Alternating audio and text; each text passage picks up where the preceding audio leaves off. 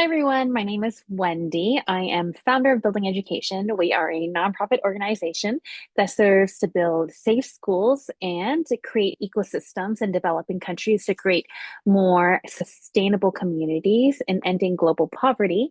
And ultimately, what we do is we build schools and develop rural villages, and that entails in building schools, water systems, energy, roads in partnership with local municipalities and beneficiary communities.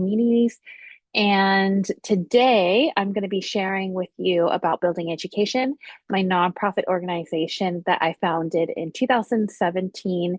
The inception of the idea started in 2016, and it all started from an earthquake that hit Nepal in 2015 that damaged 9,000 schools.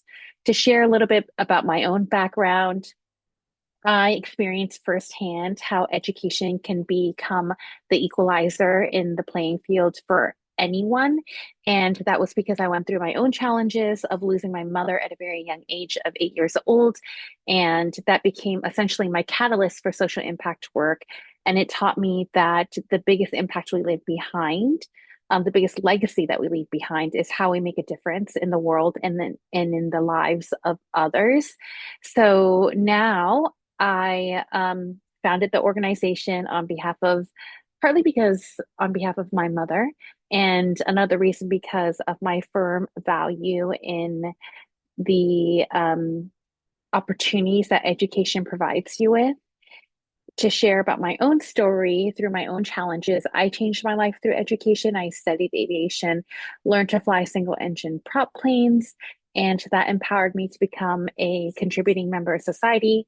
So then I started my own organization after traveling across Asia, Europe, and Africa for about 6 years, volunteering and working in countries all over the world and experiencing poverty, extreme poverty, in all of these developing villages, and realized that education was the solution that could also help them to become contributing members of society.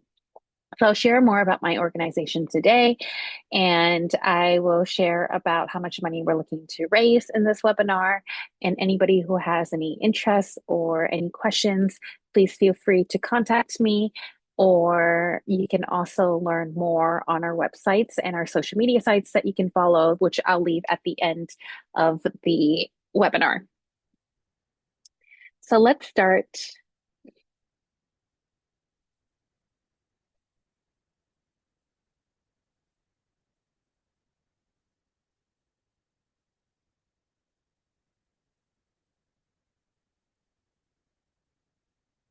On Canva.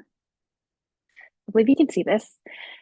So what you can see here is me standing in front of a school. The school was just freshly, newly built when we took this photo. This is actually our second school that we built in Nepal.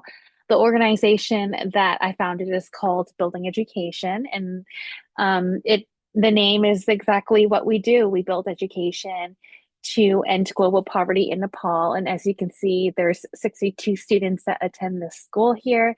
It goes from early childhood development, which is what they call it in Nepal. It's essentially, kindergarten, preschool. Then it goes up to fourth grade, and it supports a small rural village in the high mountainous regions of the beautiful country of Nepal. We also brought backpacks for the kids, and they were very excited because many of them had never had a backpack before.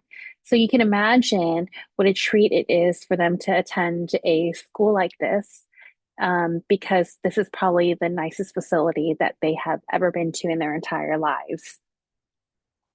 So, our mission, we serve to build safe schools and develop rural villages to become sustainable ecosystems in alleviating extreme poverty.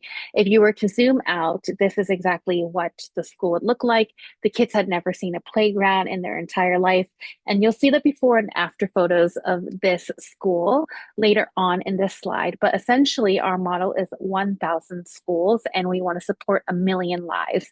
Since what we do is just so beyond just building schools, and we also work on developing entire rural villages, we want those 1,000 lives that are going to be changed to be the members of the community. So I'm sure that even with our schools, we plan to help more lives beyond that because each school that we work at, roughly it's about 100 students per school. Some of them have up to about 225 or 250 students. Some of them have about 100.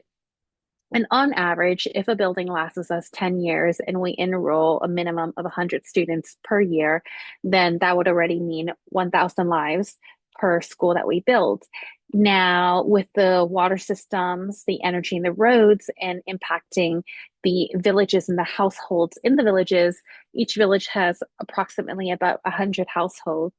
That in itself makes a significant difference for the entire communities that live and will live and community and continue to grow in the villages that we serve. So, to share about our story, building education essentially started after an earthquake hit Nepal and damaged 9,000 schools and 750,000 homes.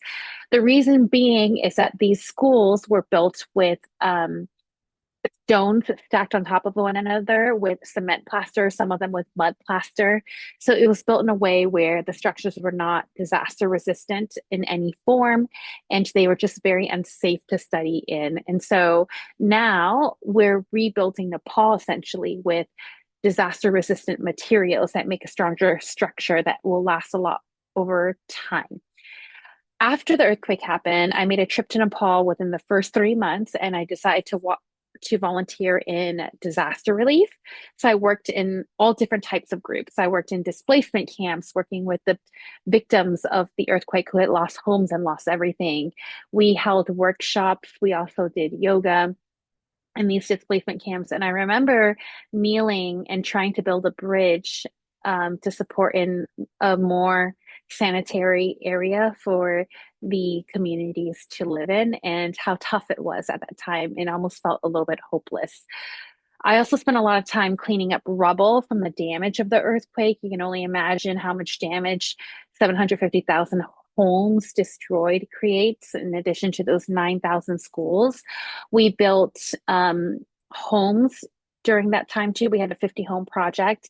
And then we also made schools, temporary schools out of bamboo. And I remember upon building the very first school out of bamboo, the temporary school, it was the first time that I saw these um, girls, these young girls, they came and they smiled and they were so happy. And I remember, with over 30 million people who live in Nepal, to see the hopelessness after the earthquake and then to see how the temporary schools brought hope back to the society and to the communities just made me realize the value and importance of education, even though I already know it. So it was something that was very special and impactful and memorable in my life.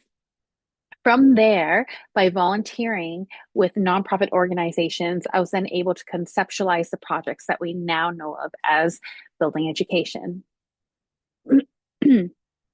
So, currently, over 250 million children worldwide do not have access to education. And that comes down to a few factors, right?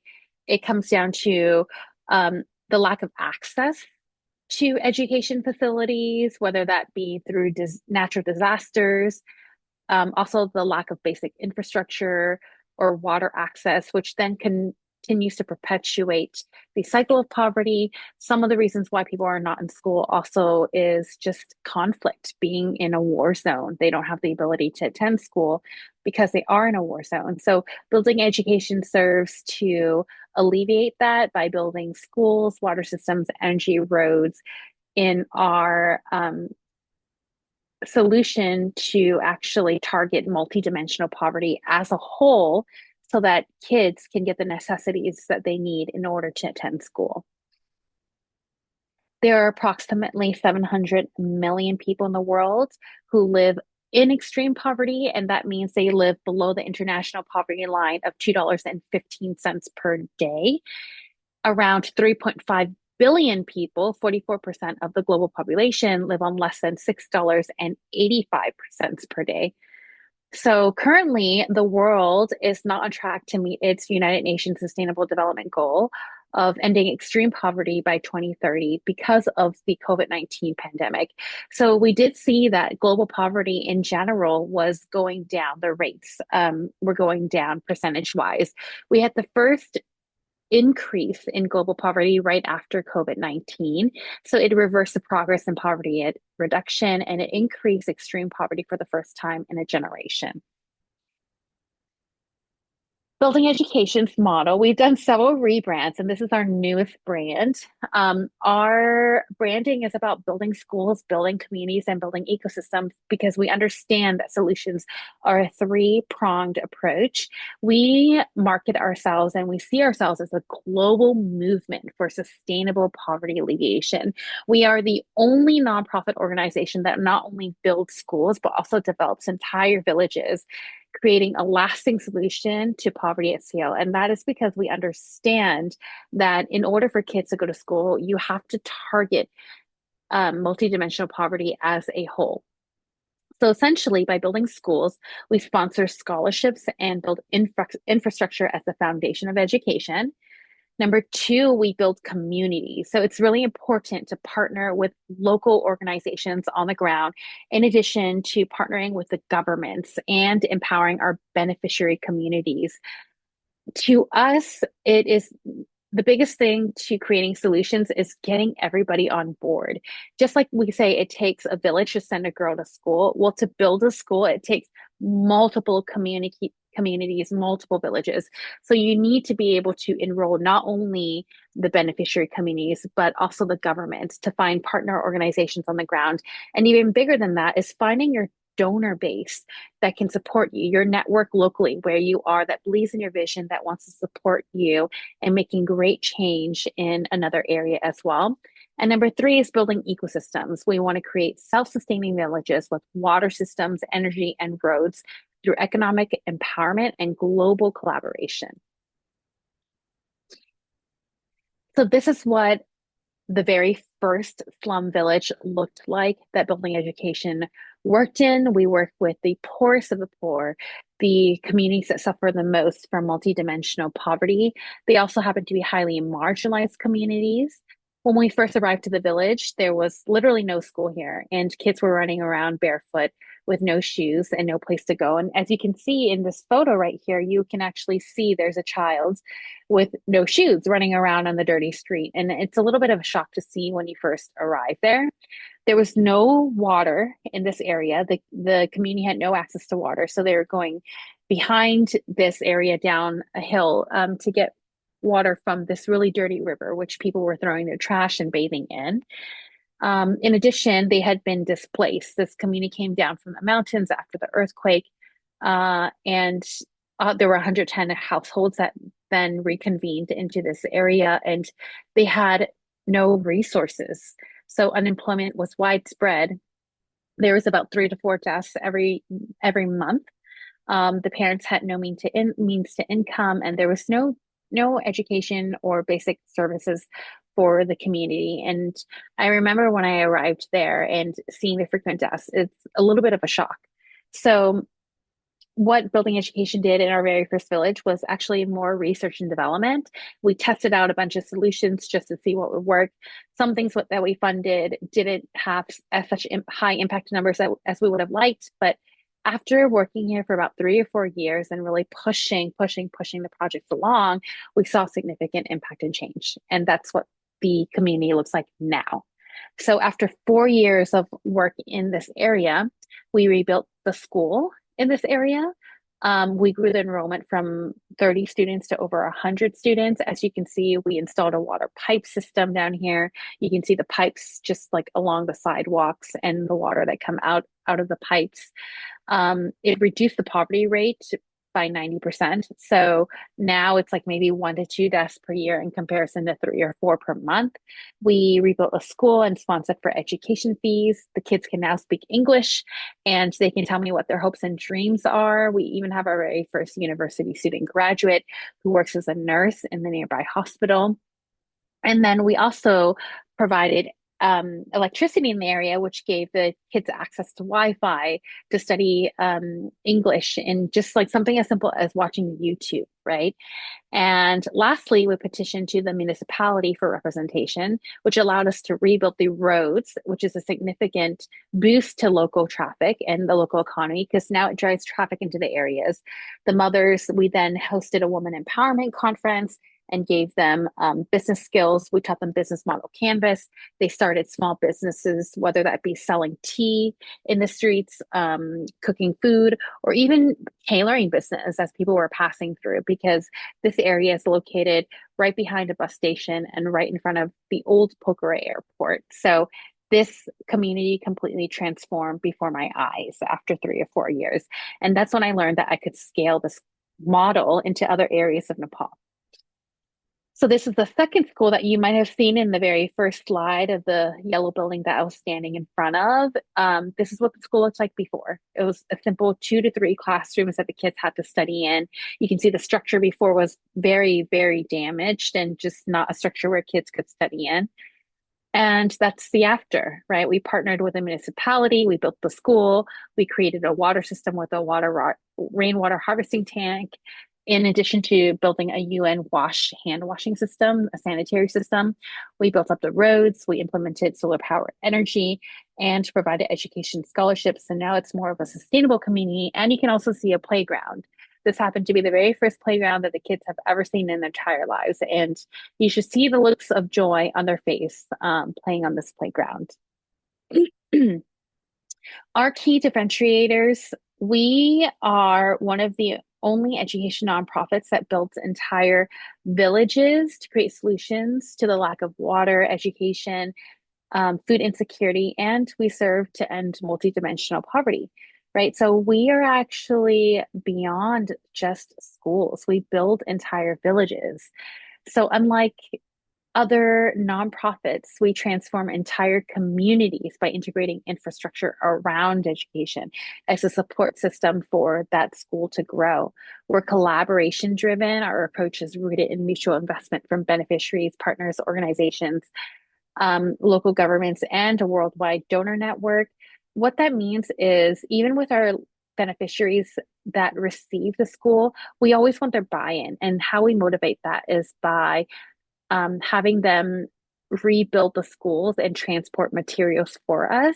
So instead of hiring laborers to come and do the work, the beneficiary communities, the parents of the mother and children come in and build a school with us with their good hard labor to make this happen. So we're scaling rapidly right now. We're not just piloting projects, we are scaling an entire global movement for sustainable poverty alleviation. And we're really starting to make huge strides in these projects. This is our impact to date. We've impacted 6 villages, over 600 households. We have 3 students in university with 800 students supported. We've completed our 5th school. Our 6th school is just about completed. We just need to kind of cement the walls and paint them.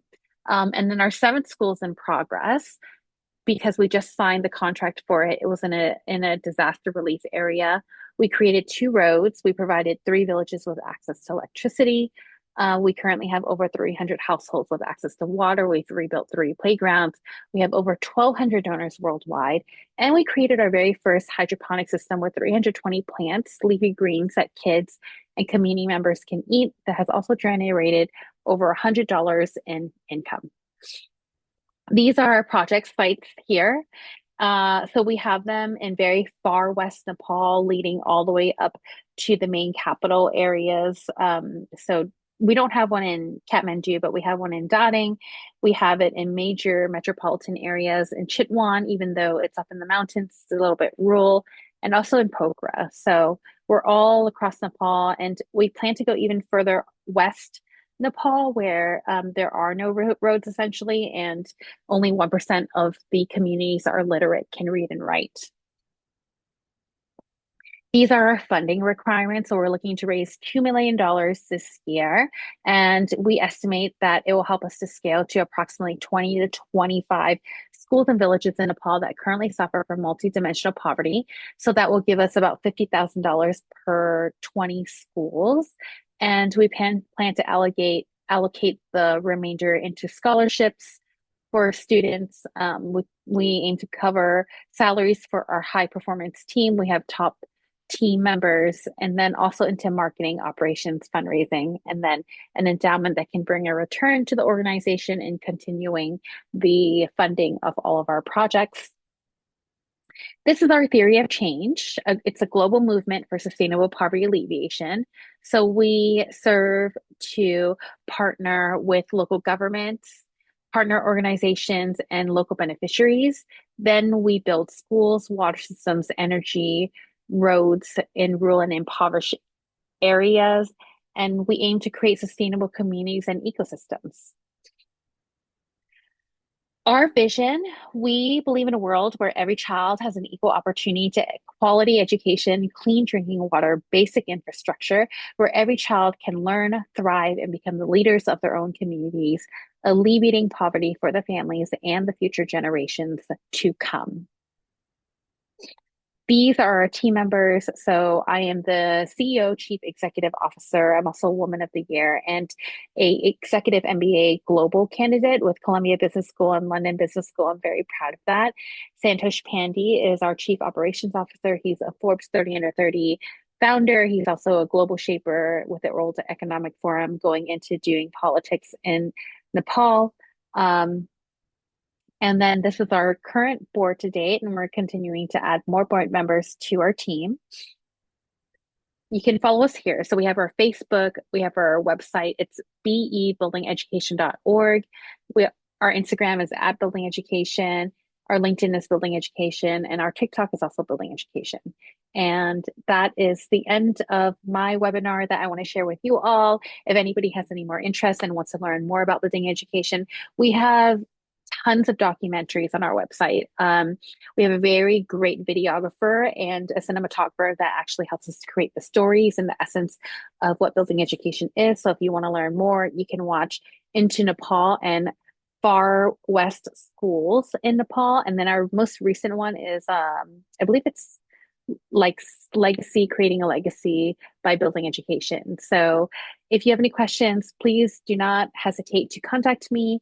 You can find me on Instagram. My Instagram is ITS. It's Wendy Shew. You can find Wendy Shew also on LinkedIn, on Facebook, and I would be happy to answer any questions that you have. Thank you again for your interest in Building Education and supporting to make a difference in the world in ending global poverty. Thank you.